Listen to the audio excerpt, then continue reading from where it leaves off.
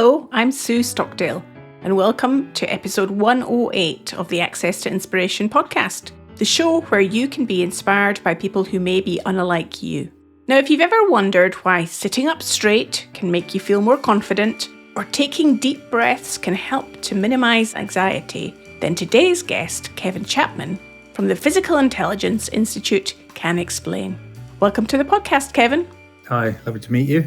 I feel I should be sitting up straight having this conversation since we're going to be exploring the body in what we're talking about today. So maybe it would be a good place to start to tell the listener, what is it that you do, Kevin? That's a very good question. Fundamentally, my passion, my interest, I guess as it's been all my life and my career is in helping people to perform and be at their best. I trained several times as a coach, and the arc of my life really led me into being very interested in how we use the full technology of our bodies to really be able to perform at our best, and really understanding what it means to be living in a body as well as a mind and how we can use that. And so particularly in the last few years, I've been working on something called physical intelligence, which is really helping people to really understand how they work as a human being and put into people's hands the science and the practices that people can apply in their own lives to get the sorts of outcomes that they want.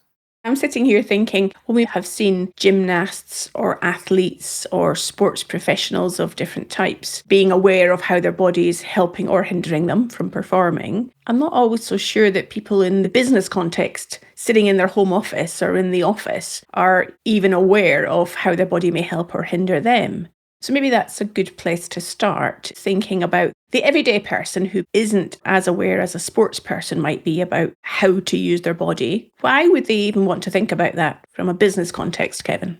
So I guess when you're watching an athlete or an artist performing, they have conditioned themselves. Obviously, they've conditioned their body, if I'm going to run the 100 meters, to be able to perform in a certain way. But when I actually perform, what do I need? I need to turn up and I need to feel confident. I need to access a kind of flow state. And so these things are true in business as well. People want and need to be confident. So take something as simple as speaking in public. What happens mostly when people speak in public, they get performance anxiety and they need more confidence. They get nervous. And when we look at things like confidence and you ask yourself, what is confidence? Fundamentally, it's a feeling. It's an emotional state. It's a neurophysiological state happening in our bodies. It's to do with our nervous system. What you see in athletes and performers is you'll see them go through certain embodied routines to relax them and to get them into state. An example would be Usain Bolt. Everybody knows famously that he'll walk around, he's kind of light-hearted, he'll chat to the person he gives his coat to.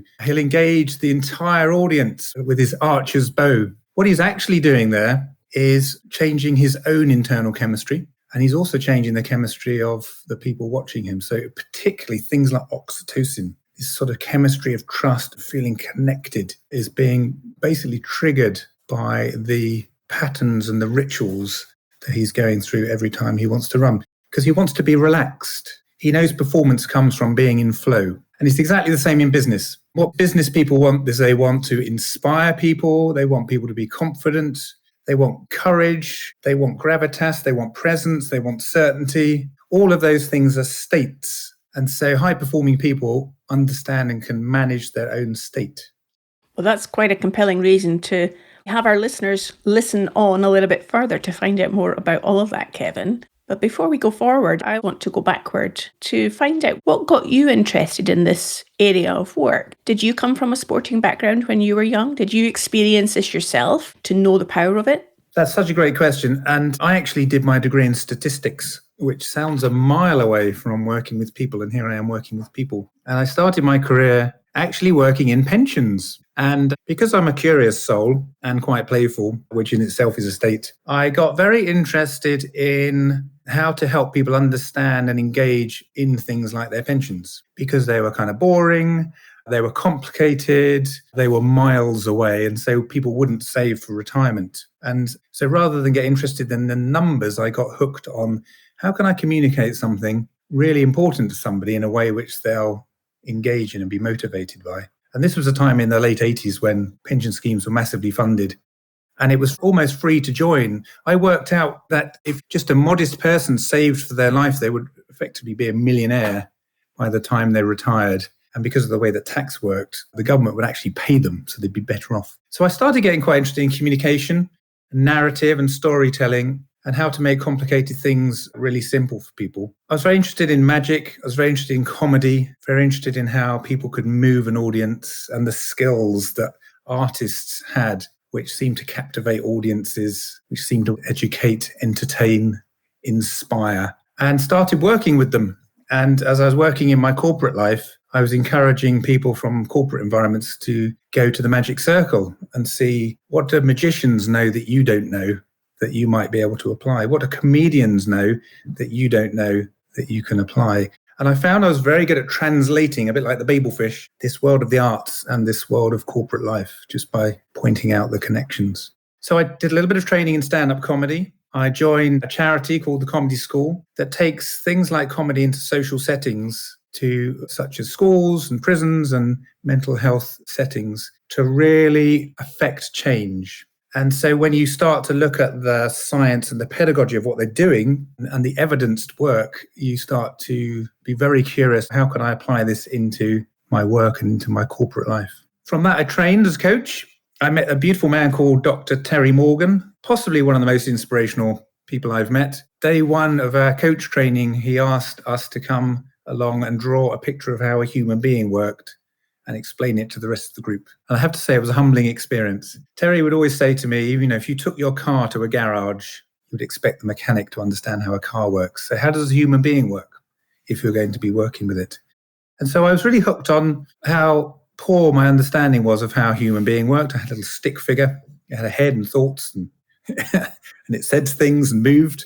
And I spent 25 years enhancing my understanding of how the human works, so that when I work with people, I have access to more things. And it's fun. It's very interesting. And part of my career, I went to work for a world famous drama school, which was very refreshing. And fundamentally, when you look at drama schools and what they know how to do, they are very expert in training somebody to manage their nerves, stand on a stage, tell a story, and move an audience, and do that consistently. Those skills are human skills.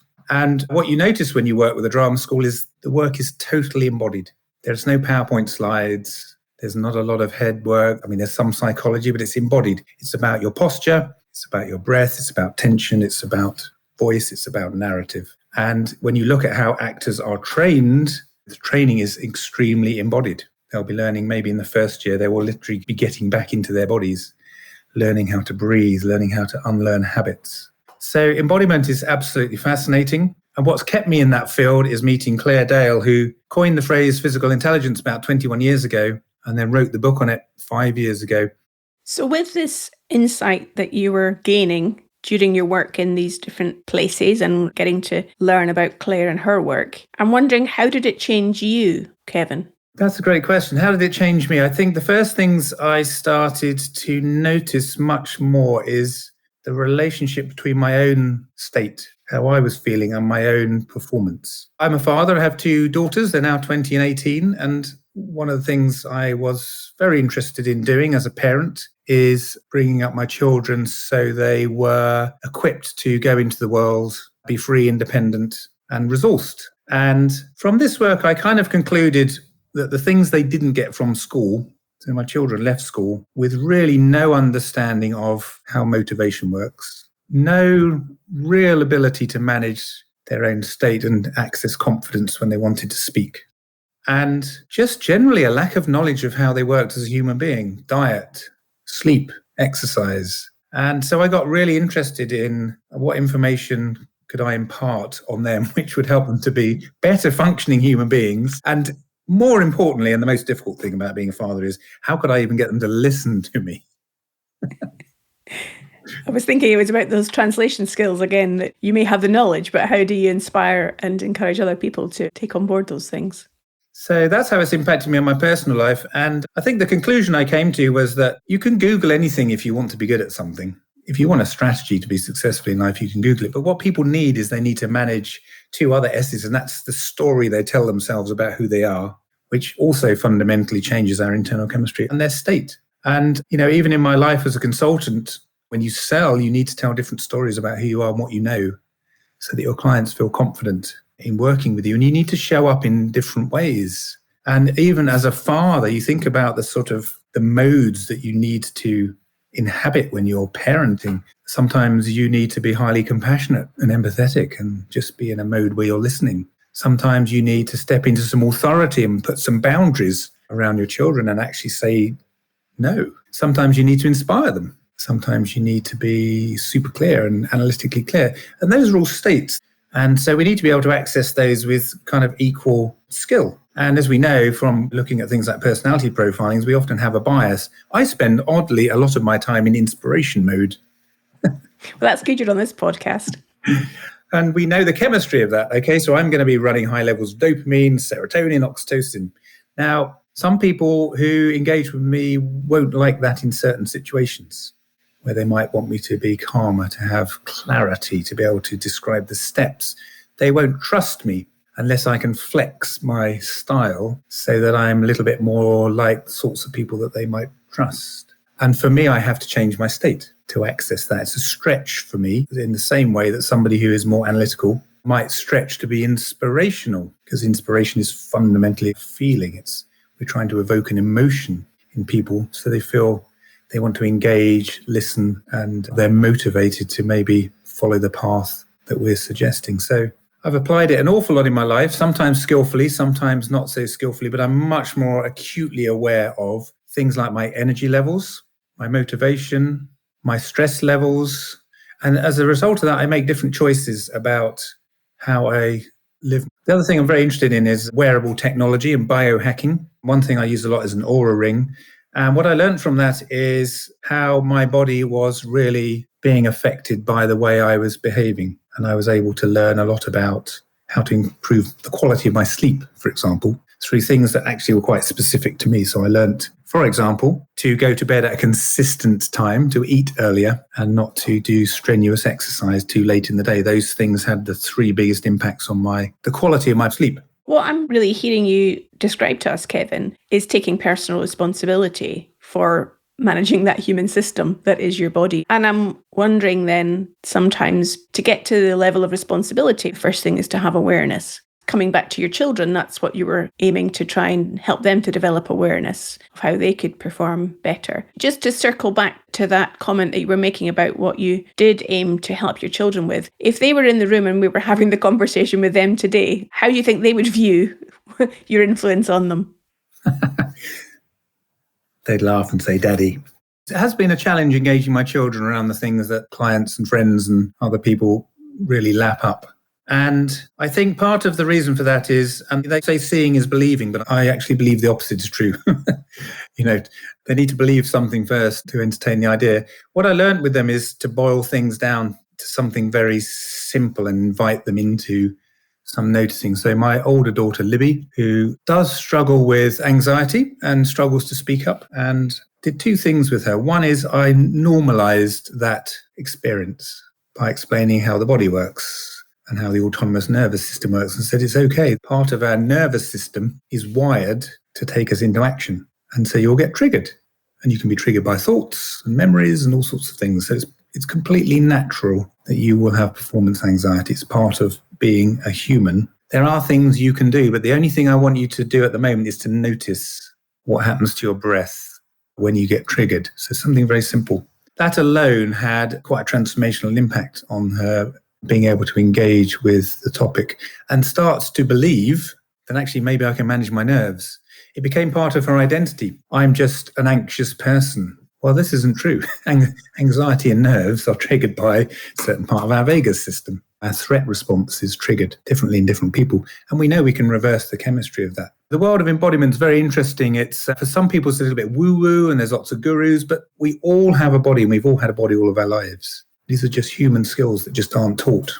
So what you're describing to us, Kevin, is first of all to start noticing. And then with that noticing, we can then have the choice to change our behaviour or learn what we could do differently to be more effective. Given that we're on the Access to Inspiration podcast, what would be some practical tips if people wanted to access their inspiring part of themselves? Particularly, I'm thinking from a leadership perspective. A lot of the times I speak to leaders where they say, I want to be more inspirational. How could they do that?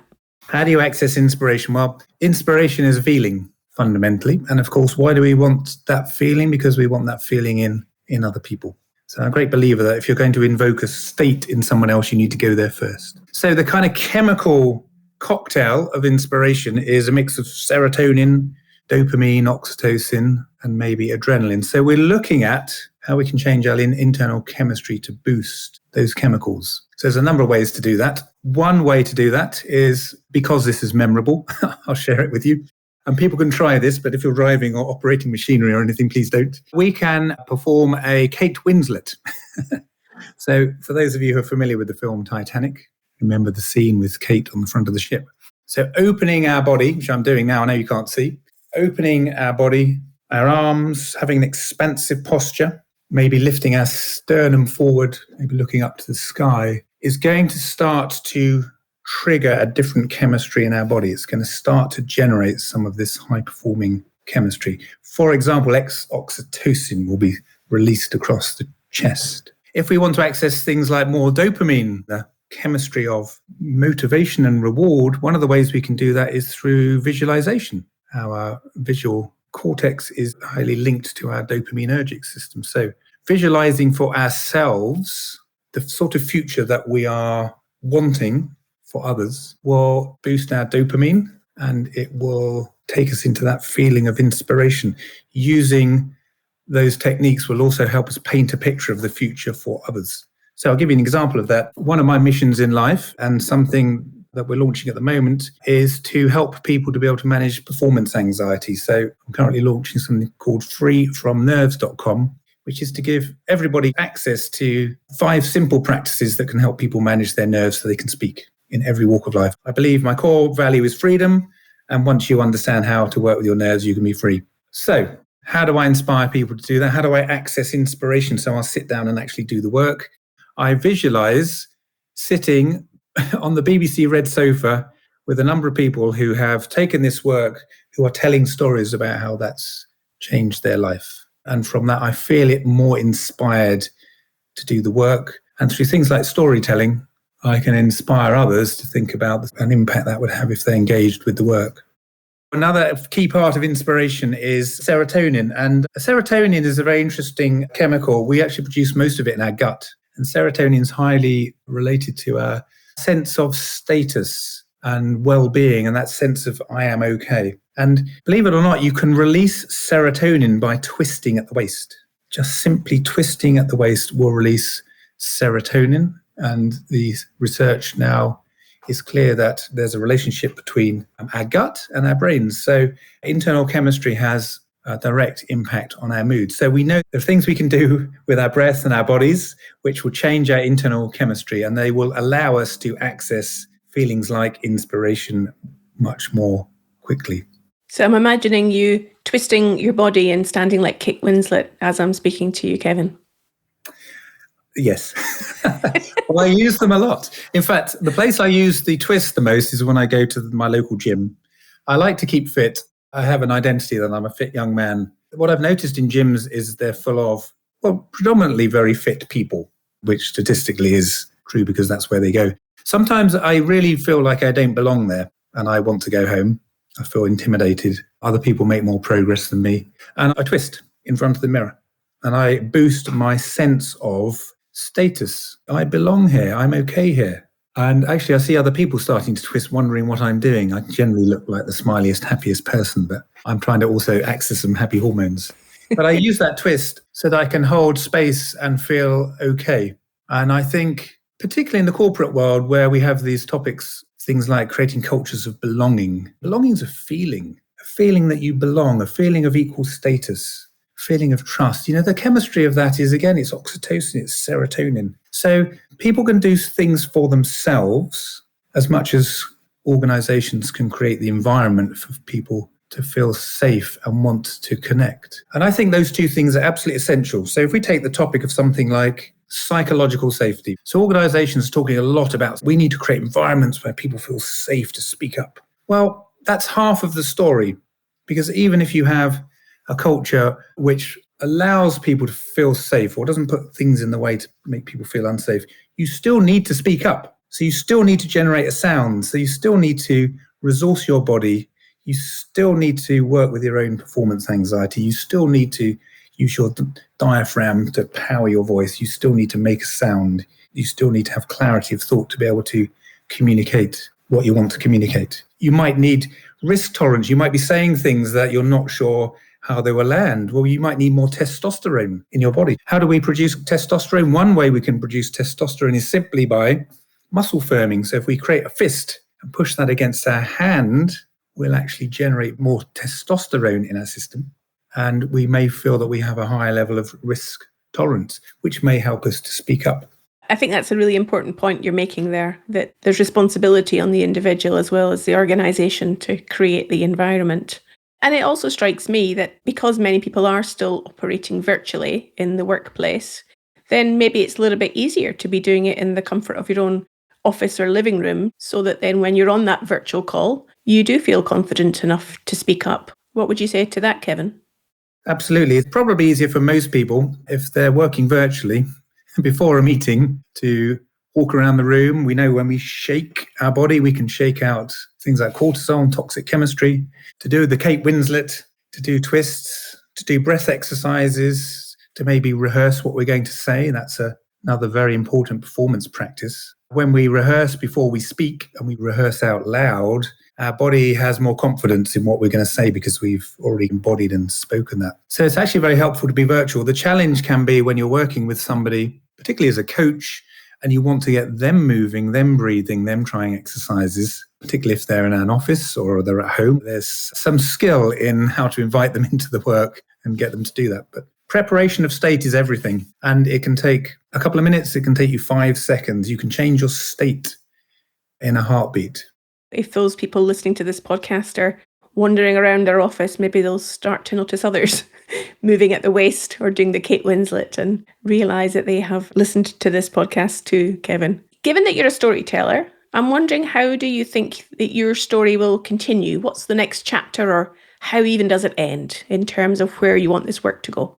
There are two things. So in terms of physical intelligence, we have a vision, which is simply, what do you vote for more of in the world? I really vote for a world where people can live an embodied life. The flow of life is going the other way. I think yesterday I heard a fact that on average in the UK, we spend 5 hours on our phones. And with the introduction of AI, I think life is going to be very different for human beings. So I vote for an embodied life. I vote for helping people who want to be embodied to know how to do that and to be free to do that. The two ways of doing that is to put the knowledge and practices into the hands of everybody so that we can all be a guru in our own bodies. So that's the mission. That will take some time. So that's how we're doing that. We're putting that out through the physical intelligence curriculum, through the institute, putting things into the hands of real people. I want to launch Free From Nerves to put some very basic practices into the hands of everybody so that people can manage their nerves. And then they can tell the story of how those practices have really helped change and enhance their lives so that they can inspire other people to engage with the practices. That's probably more than a lifetime's worth of work. I need to do that whilst having fun and enjoying myself. The legacy I want to leave is for my own profession, my profession of coaching, which I think is going to be really challenged. We have artificial intelligence coming along. So the thing that's going to differentiate coaches, I think, in the future is their ability to really work with the entire human being. One thing that artificial intelligence will never do is be able to work with feelings and emotions, and you need a body to feel. I really love our profession. I want coaches to be equipped to do great work, to earn good money. And I think part of that is putting the technology of the body into all of their hands so they can apply that in their own lives and in their work. And I suspect that you will hope that your children embody some of this work as well as you watch them grow up. Yes, I do hope they embody. I mean, they are embodying it, and I'm hoping they'll be inspired by real stories of people who've overcome simple things like performance anxiety in all sorts of settings to achieve what they want. So what are some of those stories then, Kevin, where people have really been positively impacted by some of this work? So I worked with somebody years ago who suffered from performance anxiety and speaking up and actually being amongst other people to the extent they were taking beta blockers. And when I delved into their story, they were so nervous that they wouldn't even go to a parents' evening for fear of having to network with strangers. So it's had quite a big impact on them and also their own ability to show up as a father figure. So working on some very simple techniques to help them manage that had a huge impact. Of course, at the moment, one of the big topics is helping people with burnout. And so plenty of stories of working with people who are either burnt out or on the path to burning out and giving them very simple practices where they can start to look after themselves and understand how to build emotional and mental resilience so that they can really look after themselves and reverse that trend. And if you were offering a tip for our listener today, Kevin, around managing potential stress or burnout, what would be one practical thing? You've given us many of useful tips already. What would be one additional area that they might apply? So I think there's two things I would invite people to do. Number one is to regularly tune into their body, regularly tune in. So how actually are you feeling? Where are you feeling tension? How stressed are you? Because the body has an amazing intelligence. And, you'll hear many people on podcasts saying, well, if you're tired, don't worry, you can still go to the gym. If you don't have any motivation, don't worry, you can still push on. Well, there's a time when we need to recover.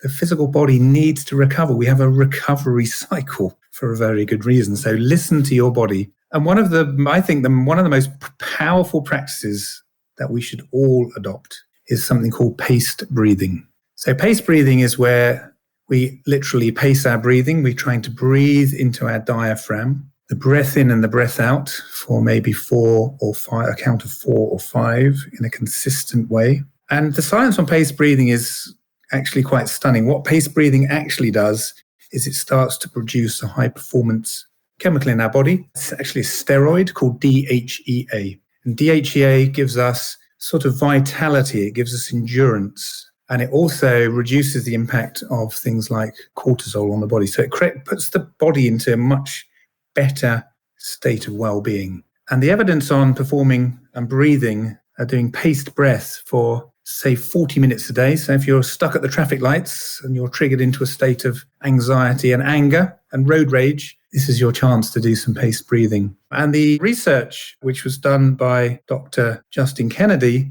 suggests that doing something like paced breathing over 3 months, apart from reducing levels of stress, can improve our cognitive function by 62%. Wow. Isn't that amazing? You could be 62% smarter just from adopting a breath pattern every day for the rest of your life. Well, that sounds like a very practical tip and a useful one as well to boot, Kevin. It's been very informative speaking to you today, and you've given us such useful tips and pieces of information that, of course, the listener can apply immediately to their body to take those insights that you've shared so kindly with us. If the listener wants to find out more about the work that you're doing, how might they be able to do that? So the easiest way is to go to the website coachwithpi.com. We built an institute called the Physical Intelligence Institute, which anyone could join, where we run free sessions and you can connect with other people who are looking at embracing this work. And we've recently created, for the first time ever, an assessment tool where you can assess your own physical intelligence, which is coachwithpi.com/assess.